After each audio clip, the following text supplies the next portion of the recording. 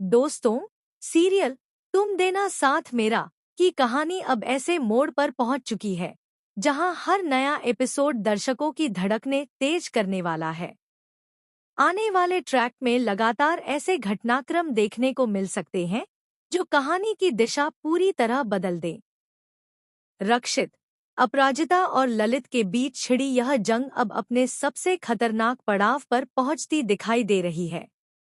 कहानी की शुरुआत उस पल से होती है जब रक्षित किसी तरह उस गाड़ी तक पहुंचता है जिसमें अपराजिता कैद है। जैसे ही वह गाड़ी का दरवाजा खोलकर अपराजिता को बाहर निकालता है, वह खुद को रोक नहीं पाती और भावुक होकर रक्षित को गले लगा लेती है। दोनों की आंखों में राहत और दर्द एक साथ दिखाई देता है। अपराजिता को पहली बार एहसास होता है कि जिस इंसान पर उसने कभी शक किया था, वहीं उसकी जान बचाने के लिए अपनी जान जोखिम में डालकर यहाँ तक पहुँचा है। लेकिन असली ड्रामा यहीं खत्म नहीं होता। दूसरी तरफ ललित अपनी अगली चाल चल चुका होता है। उसे पूरा भरोसा होता है कि इस बार रक्षित किसी भी हालत में बच नहीं पाएगा। उसने सबूतों का ऐसा जाल बिछाया होता है कि हर उंगली रक्षित की तरफ उठती नजर आए।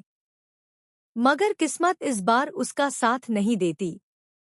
रक्षित के जेल से बाहर निकलने की कहानी भी किसी फिल्मी सीन से कम नहीं होती। वह अपने भाई की मदद से पुलिस की नजरों से बच निकलता है।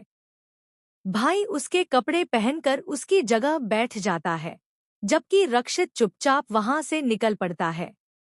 उसी दौरान उसे पता चलता है कि अपराजिता अभी भी खतरे में है और समय बहुत कम बचा है। रक्षित बिना एक पल गंवाए बाइक लेकर निकल पड़ता है। रास्ते भर उसके दिमाग में सिर्फ एक ही बात घूम रही होती है, अगर वह कुछ मिनट भी देर कर देगा तो शायद सब कुछ खत्म हो जाएगा। तेज रफ्तार से दौड़ती बाइक, सुनसान सड़कें और बढ़ता हुआ तनाव इस पूरे घटनाक्रम को और भी रोमांचक बना देते हैं। उधर अपराजिता भी हार मानने वालों में से नहीं होती। वह पूरी ताकत लगाकर खुद को बंधनों से आजाद करने की कोशिश करती है। काफी संघर्ष के बाद वह किसी तरह अपने हाथ खोलने में सफल हो जाती है। इसके बाद वह धीरे धीरे ड्राइविंग सीट तक पहुंचती है ताकि किसी तरह वहां से निकल सके। इसी बीच रक्षित वहां पहुंच जाता है। वह तुरंत गाड़ी का दरवाजा खोलता है और अपराजिता को सुरक्षित बाहर निकाल लेता है। उसी समय पुलिस भी मौके पर पहुंच जाती है। अब सबकी नजरें अपराजिता पर होती हैं कि आखिर वह क्या बयान देगी। जिस बयान का सभी को इंतजार था, वह आखिर सामने आ ही जाता है। अपराजिता साफ शब्दों में कहती है कि उसका अपहरण रक्षित ने नहीं किया, बल्कि इस पूरी साजिश के पीछे ललित का हाथ है। यह सुनते ही वहां मौजूद हर व्यक्ति हैरान रह जाता है। पुलिस अधिकारी भी एक दूसरे की तरफ देखने लगते हैं, क्योंकि अब तक वे रक्षित को ही दोषी मान रहे थे। लेकिन कहानी में सबसे बड़ा झटका तब आता है जब अपराजिता को धीरे धीरे उस रात की घटनाएं याद आने लगती हैं। उसे याद आता है कि किसी ने पीछे से उसके सिर पर डंडे से वार किया था। हमलावर ने नीले रंग की शर्ट पहन रखी थी और उसका कद काफी लंबा था। पहले तो उसे सब कुछ धुंधला दिखाई देता है, लेकिन धीरे धीरे सारी तस्वीर साफ होने लगती है। अपराजिता पुलिस को बताती है कि हमला करने वाले की चाल, आवाज और हुलिया बिल्कुल ललित से मेल खाते हैं। इतना सुनते ही पुलिस का पूरा शक ललित की तरफ चला जाता है। ललित तुरंत अपनी सफाई देने की कोशिश करता है। वह दावा करता है कि उसे फंसाया जा रहा है, लेकिन इस बार उसकी कोई भी बात किसी को यकीन दिला नहीं पाती। इसी दौरान रक्षित पुलिस से एक ऐसा सवाल पूछता है जो पूरे मामले की दिशा बदल देता है। वह कहता है, सर, अगर मैं अपहरण करता था तो ललित को यह कैसे पता था कि अपराजिता मेरी गाड़ी में हो सकती है? उसने ऐसा दावा किस आधार पर किया था? रक्षित का यह सवाल सुनते ही पुलिस अधिकारी कुछ पल के लिए चुप हो जाते हैं। अब उन्हें एहसास होता है कि इस सवाल का जवाब सिर्फ वही व्यक्ति दे सकता है जिसे पहले से पूरी साजिश की जानकारी हो। यहीं से ललित की मुश्किलें कई गुना बढ़ जाती हैं। जांच आगे बढ़ती है और पुलिस एक एक कड़ी जोड़ना शुरू करती है। कई पुराने सबूत दोबारा खंगाले जाते हैं। गवाहों से फिर पूछताछ होती है। घटनास्थल की जांच की जाती है। धीरे धीरे ऐसी बातें सामने आने लगती हैं जो ललित के झूठ की परतें खोलने लगती हैं। ललित बार बार कहानी बदलता है।